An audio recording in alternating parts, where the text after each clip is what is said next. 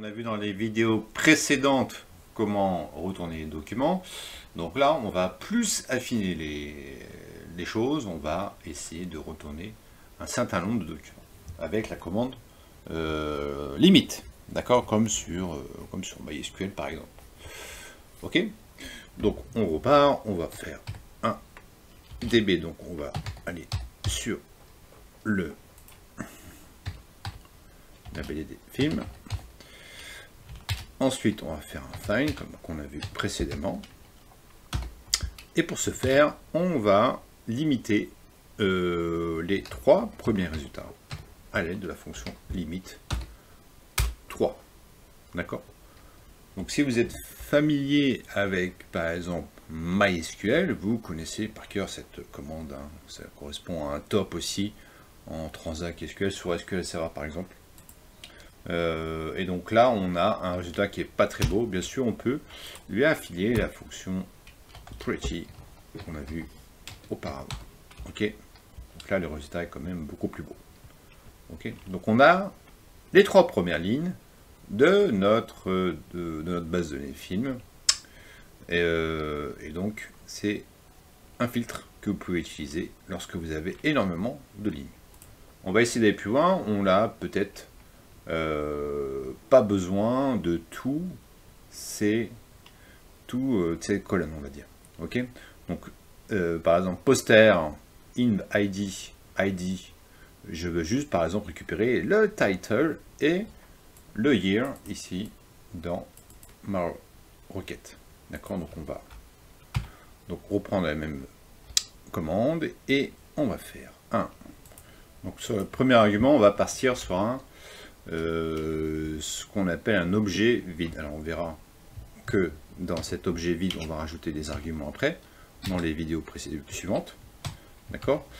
Et donc ensuite, on va rajouter les colonnes dans le deuxième argument, d'accord, qui nous intéresse. Par exemple, title, je vais lui affilier le 1 pour dire que je veux bien la sélectionner. D'ailleurs, c'est pas 1, c'est les deux points. Hop. Ok, donc premier argument, je mets title 1 et deuxième argument avec un virgule, par exemple, je mets year égale à 1. Ok, allez, on passe ça.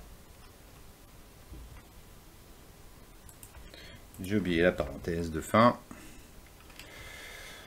Alors, donc c'est pas grave, je recommence là. Parenthèse de fin, et hop, et là, on a bien des objets qui s'affichent. Avec. Alors non, ça s'affiche pas. Donc là, j'ai un bon cas, un bon exemple. Ça s'affiche pas tout simplement parce que le year et le limite, le title ici, ça, il faut respecter la caisse. Donc là, si je mets pas le bon colonne avec un T majuscule et un year en majuscule, ça s'affiche pas. Ok. Donc je remets la parenthèse pour pas faire la même erreur. Et donc là, ça s'affiche. Ok. Donc là, on a bien le title ici qui s'affiche avec le year. Ok.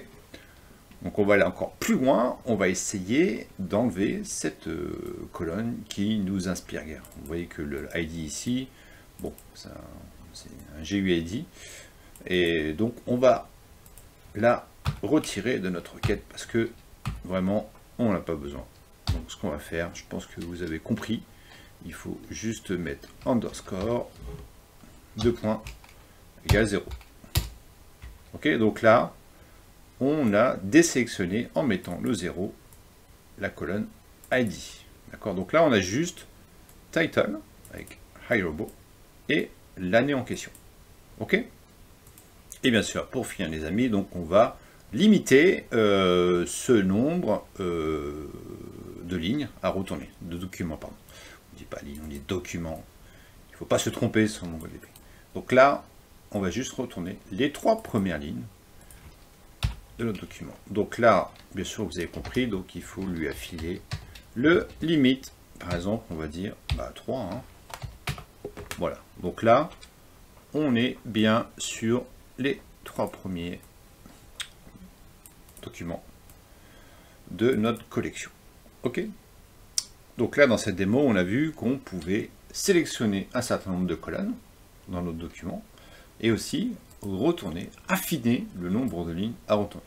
D'accord? Donc on commence à monter en compétence sur MongoDB, gentiment, et on voit que la syntaxe est quand même assez simple pour le moment.